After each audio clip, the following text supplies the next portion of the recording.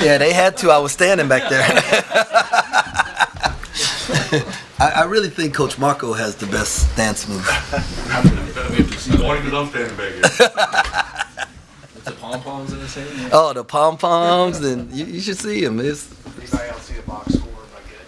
man, this thing is like Coach will have opening remarks and then we'll go to questions. Man, I was blown away by our fan support. That was like the guys, the staff. They came back in. I think it was after the first warm-up period, and Jerome was like, "Coach, the energy out there is different. It's like an NCAA tournament game, man. It's buzzing." And so I was like, "Okay." But to go out and I had to take. I didn't want to look like. I guess what's the word? I was trying not to let everybody see me look up in the rafters and go, crap, there are people up there too, like it was like all around. It was really cool. And like I said, I've played in T-Mobile before, but we've never had a home court advantage in T-Mobile, and so it's pretty awesome to play in there and have a home court advantage. Coach, what'd you learn about your team tonight?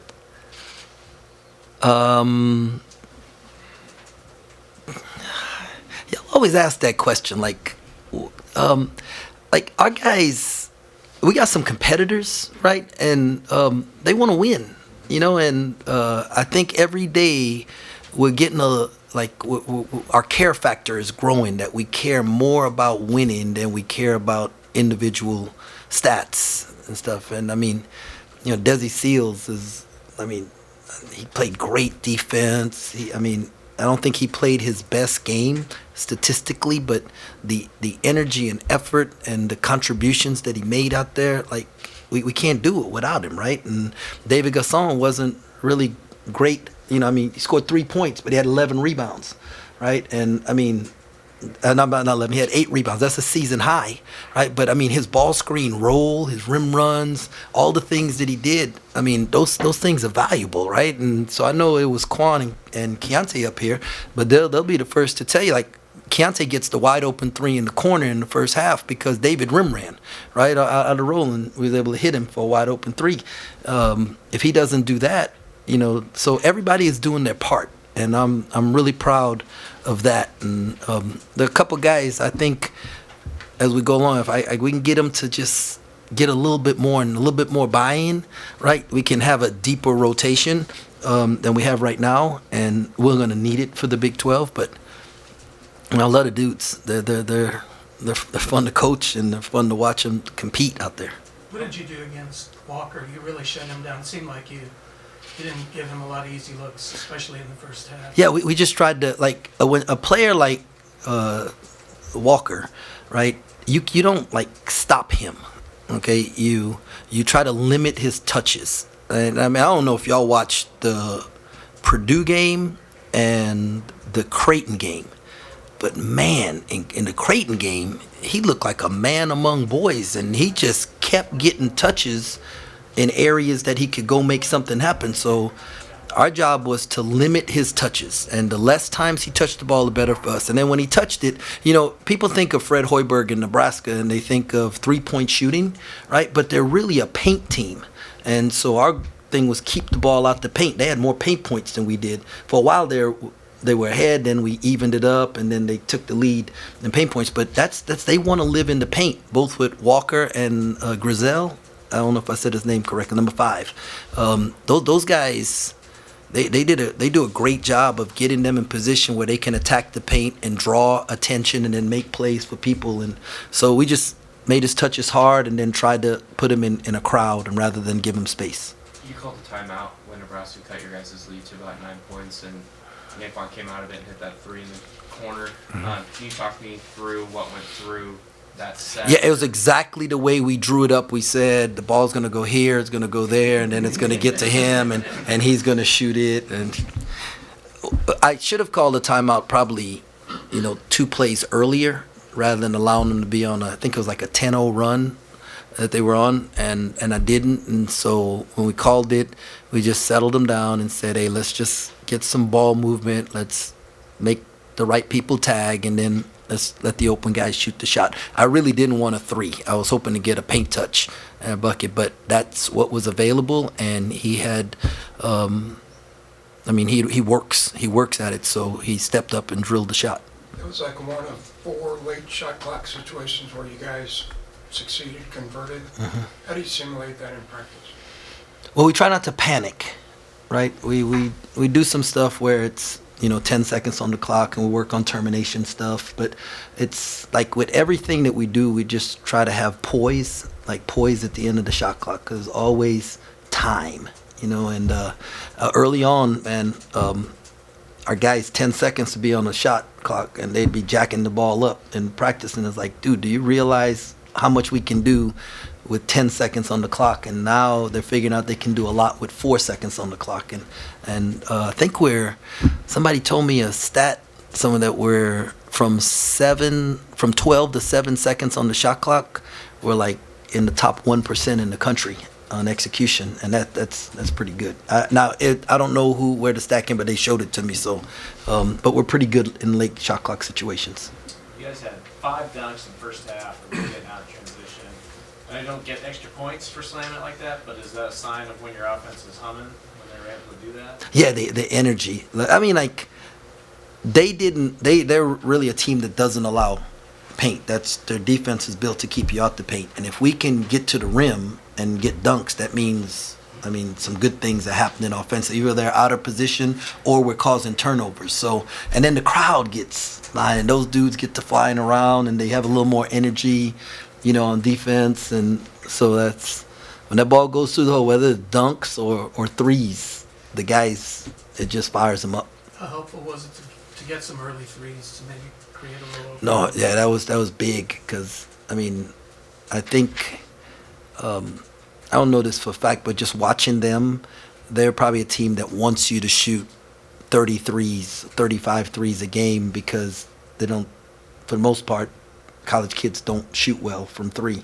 And but the fact that we were able, I think we were 6 for 15 in the first half, and 2 of them were terrible shots, should have never been taken, right? So we were really 6 for 13 in the first half with shots and so I think that really changed how they were going to guard in the second half, and they spread out some more in the second half. And so you guys had some turnovers, but a lot of those were from, looks like pushing the ball, maybe throwing it away on an alley-oop. Would you rather have those turnovers where you're trying to make plays that get the crowd going? I'd rather us not be cute. I think we had 3 or 4 transition turnovers that we were trying to be cute. Marquise hits Keontae. Keontae should go up and finish or get fouled, and he throws it back to Keith. Well, what's Keith going to do with the ball there, right? And then the lob to Desi. Really? So there are some things where I think we feel like we can hit the home run and instead of just hitting singles. And so that's some growth that has to take place for us. How good was Keith for you tonight? Well, it took him a while to get going, so he ended up being really good, But it took him a little bit to get going, and but the other guys stepped up, and then because they stepped up, then it opened some things up for him. But I think the very first possession, or maybe the first or second possession, they didn't close out to anybody on our team except for Key. Right, and so, based on the stats, you'd say, okay, he's shooting 30, and this guy's shooting 40-something%. So he was the only guy they closed out to. Well, when the other guys made some shots, they had to start closing out to them. So now, Key's guy had to be in a rotation, so it opened up some things for him. How special was Monday with the rebirth? That was incredible, man.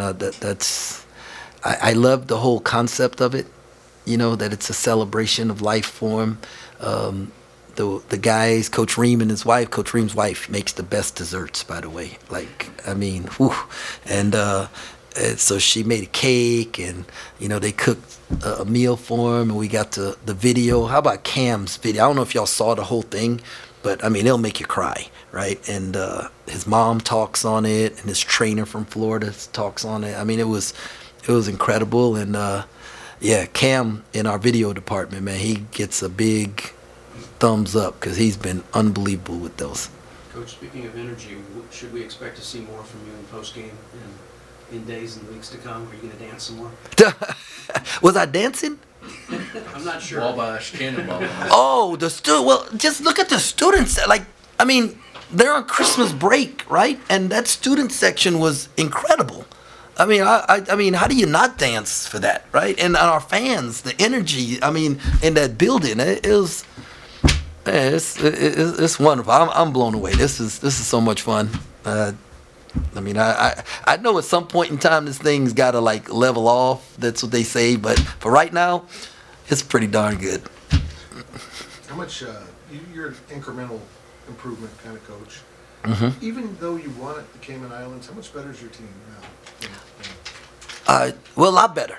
Well, a lot better. We're more consistent in our effort, right, from halves to halves, and then we're learning each other better. And you know, defensively, I thought we were pretty good tonight. You know, I mean, we flew around. We made the right guys on their team shoot the ball and took away the guys who wanted to take away, and except for a little stretch there where they made their run, you know. And but I don't think that was like that we stopped focusing. You know, I thought there was a couple bad breaks that took place that led to some of that. But yeah, no, we're a lot better. And the great thing is that as a staff, we can look and say, man, we got a lot of room for improvement. And so that gets you excited about getting back in the gym and getting better. Coach, in your response to Fitz's first question, you talked about how increased buy-in from a few certain guys could help elevate where you guys are trying to get to. Who might those people be, and what kind of skill set can help them or help you guys elevate as a whole? I'm gonna let you decide who those guys could be. But like, if you're gonna play, you gotta be tough, right? And you gotta be willing to make winning plays, and it starts at practice. And so that's what we're looking for, more guys who are willing to make winning plays, and they bring it every day at practice. And I just tell you, we have 3 guys that are redshirting and 2 walk-ons, and they were our scout team. We got one of the best scout teams in the country. Maybe some people out there got a better one, but they beat us, right? They beat us 34-31, and Taj Manning had better numbers, and I'm not saying he's better than him, but he had better numbers than Walker. And you know, Anthony had better numbers than Bandamel when we did the little scrimmage, how we prepare for a game.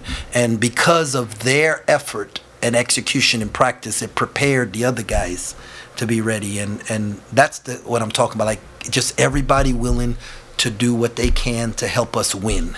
And we just need more buy-in to allow our bench to grow. Was Bebe available tonight, or is he still in the... No, he practiced, but I didn't think it was fair to him to put him in this situation when he hadn't played a game. So he should get some minutes in the next game. And what about Ish? We have to keep growing our buy-in at practice every day in order to grow our bench. And then for who did play, I mean, kind of talked about it some, but do you think this was the best game from start to finish against a quality opponent? Yeah, you know, it is. I'm really, like, after the Butler game, I was really looking forward to this game to see how much we've improved. And obviously the crowd helps you, right? Like, being on the road is totally different. But, I mean, they are a good basketball team. And they are well coached, and they're tough, and they're physical, and I just was very proud of how we our approach to this. And I felt like as a staff we grew because we did some things differently than we did for Butler, and I felt like that's paid off. You got Radford now before stepping into league play. What are you trying to get? Is it basically trying to keep the momentum that you got going? Well, here? Radford is very good. Right, Darius Nichols does an unbelievable job. He was the assistant at Florida that recruited Keontae, and Darius is a big reason why Keontae's at K-State. You know, he co-signed it for us and helped us in the recruiting process. Part of the agreement for him helping us, he kept throwing in there that Keontae could only play 10 minutes a game, 10 minutes in his game. I never signed off on that one, but I'm sure he'll remind me between now and then.